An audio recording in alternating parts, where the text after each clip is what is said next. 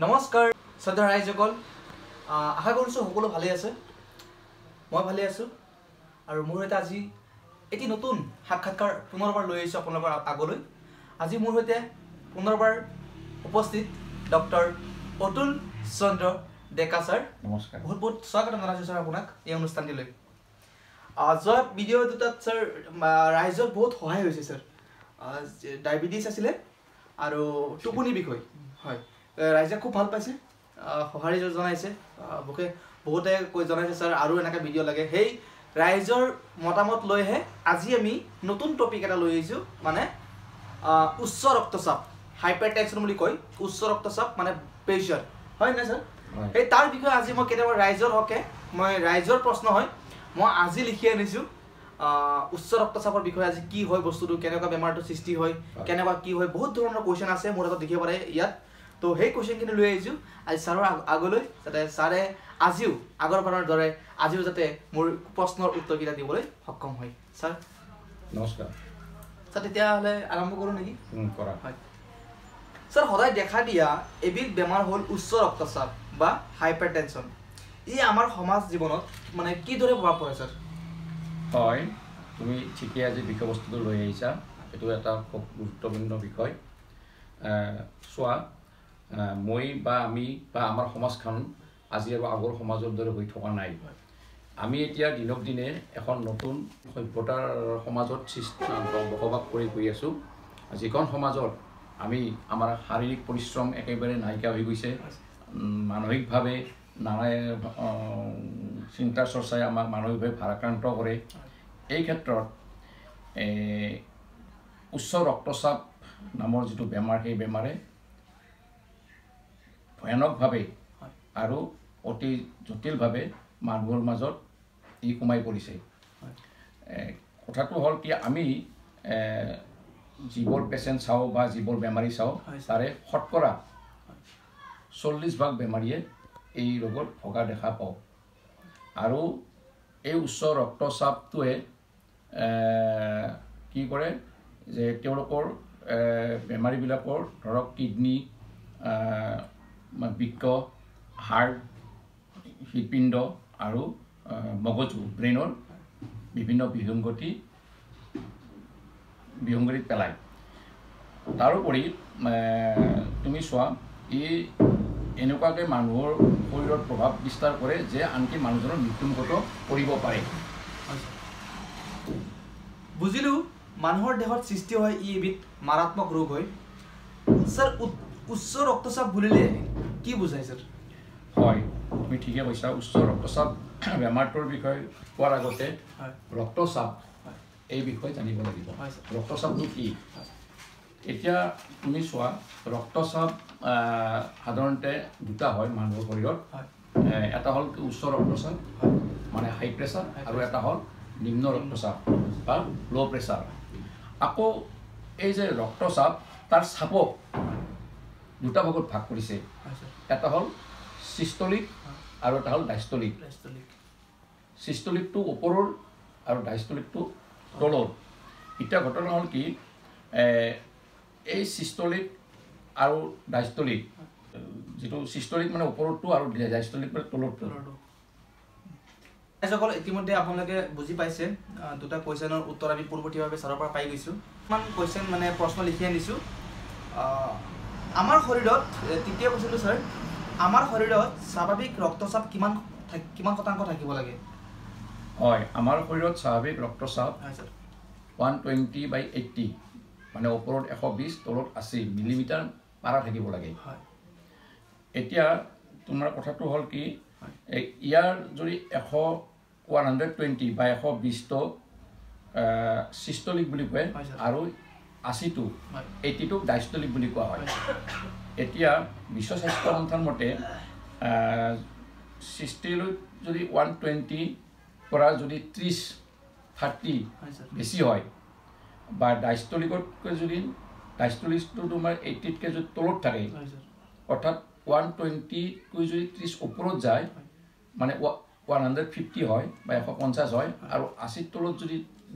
20% কম হয়, তেতিয়াহ'লে এইটো 60 হ'ল, তাৰমানে 100/60 এইটো নিম্ন নিম্ন চাপ বুলি কয় অৰ্থাৎ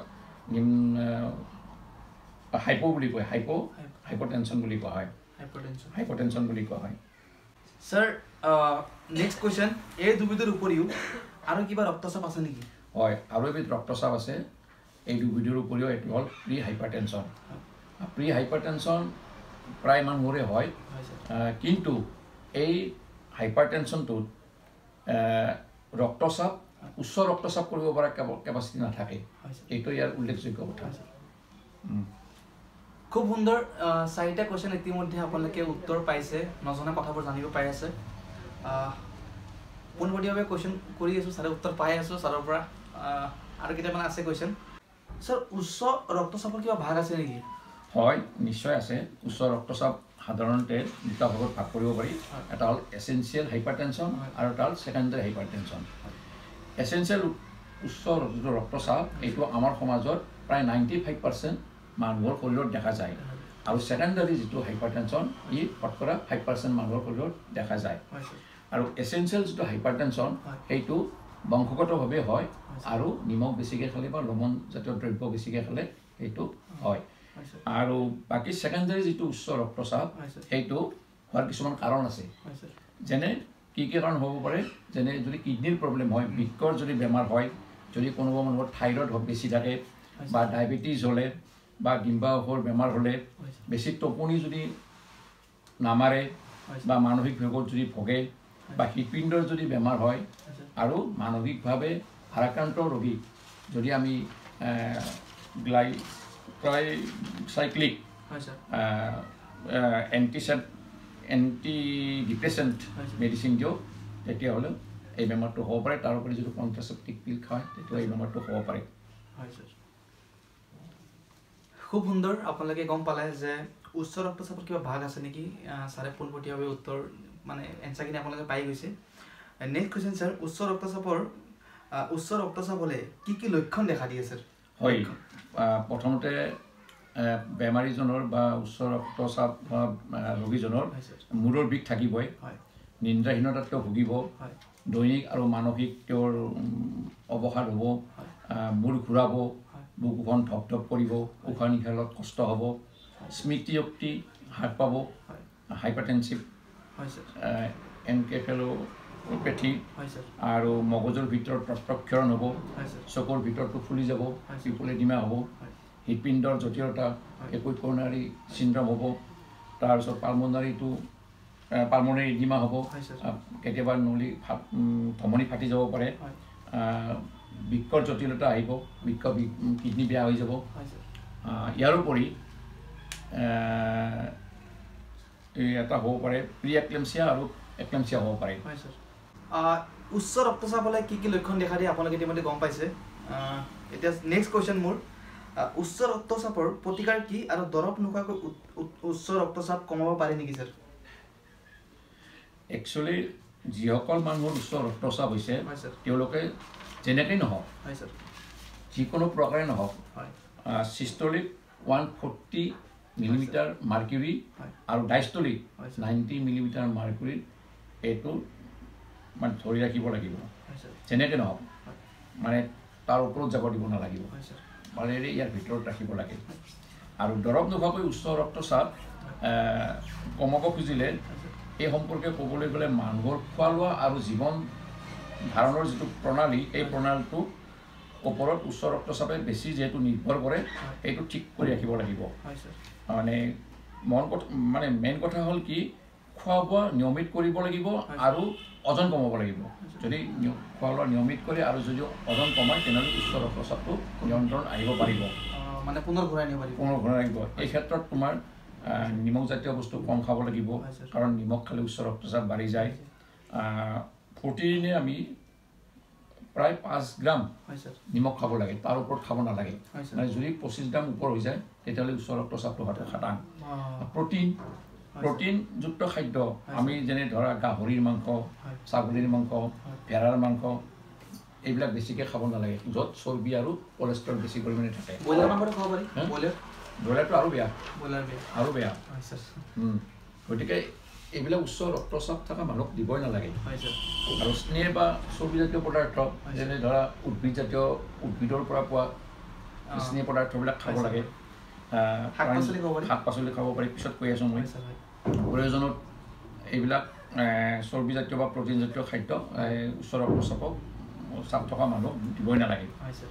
পটাছিয়াম এটা দৰকাৰী এলিমেণ্ট পটাছিয়াম আমাৰ শৰীৰত যদি বাঢ়ি যায় তেতিয়াহ'লে উচ্চ ৰক্তচাপটো কমি যায় আকৌ যদি পটাছিয়ামটো যদি কমি যায় উচ্চ ৰক্তচাপটো বাঢ়ি যায় গতিকে পটাছিয়ামযুক্ত খাদ্য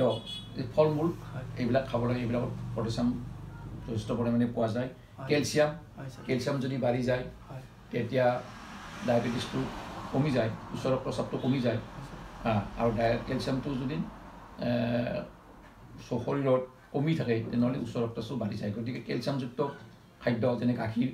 গাখীৰত খাব পাৰি বা গাখীৰৰ পৰা তৈয়াৰ কৰা কিছুমান দ্ৰব্য আছে সেইবিলাক খাব দিব লাগে মেগনেছিয়াম তেনেকুৱা মেগনেছিয়াম যদি বাঢ়ি যায় উচ্চ ৰক্তচাপটো কমি যায় গতিকে মেগনেছিয়ামযুক্ত খাদ্য ফল মূল তুমি কৈছা ন ফল মূল খাব পাৰি নৰি ফল মূল শাক পাচলি এইবিলাকত মেগনেছিয়াম যথেষ্ট পৰিমাণে পায় এইবিলাক খাব দিব লাগে খুব সুন্দৰ আপোনালোকে গম পাইছে যে মোৰ কুৱেশ্যনটো আছিলে উচ্চ ৰক্তচাপৰ প্ৰতিকাৰ কি আৰু দৰৱ নোখোৱাকৈ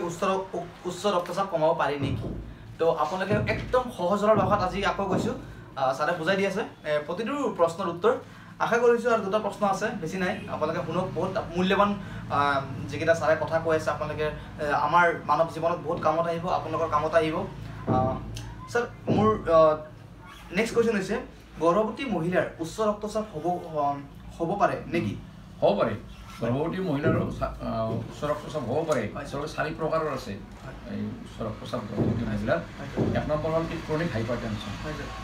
2 নম্বৰ হ'ল প্ৰি এক্লাম্পচিয়া আৰু এক্লাম্পচিয়া আৰু তোমাৰ গেষ্ট্ৰেচন হাইপাৰটেনশ্যন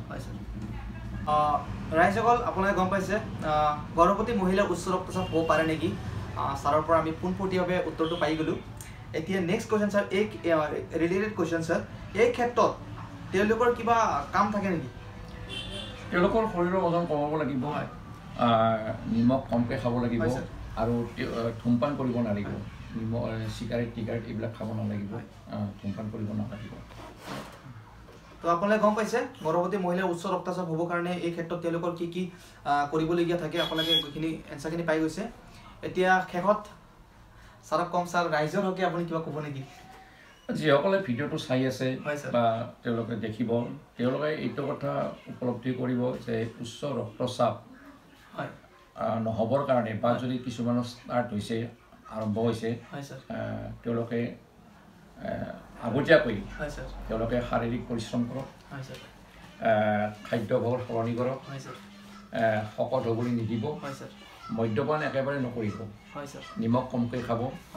আৰামপ্ৰিয় জীৱন যিটো আৰামপ্ৰিয় জীৱনটো তেওঁলোকে বাদ দি তেওঁলোকে এক্সাৰচাইজ কৰক তেওঁলোকে যিমানখিনি পাৰে সিমানখিনি কৰক যদি এইখিনি তেওঁলোকে কৰে তেতিয়াহ'লে যদি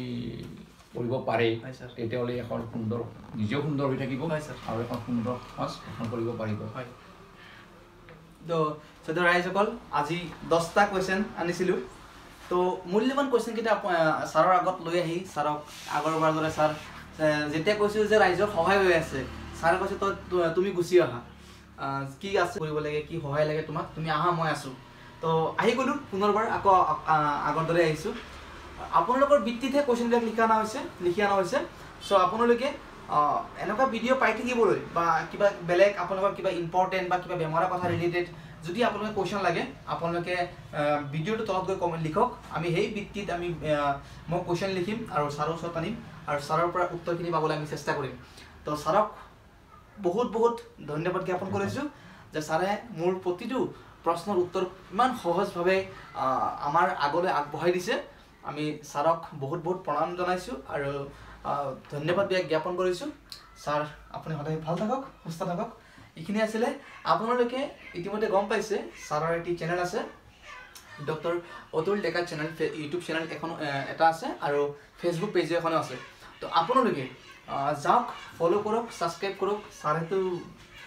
নকয় বাৰু মই কৈ দিছোঁ আপোনালোকে মৰম দিয়ক ছাৰক আৰু এইখিনি আছিলে বহুত ভিডিঅ' আপোনালোকে অনাগত আহি থকা দিনবোৰত পাই থাকিব তো বহুত বহুত ধন্যবাদ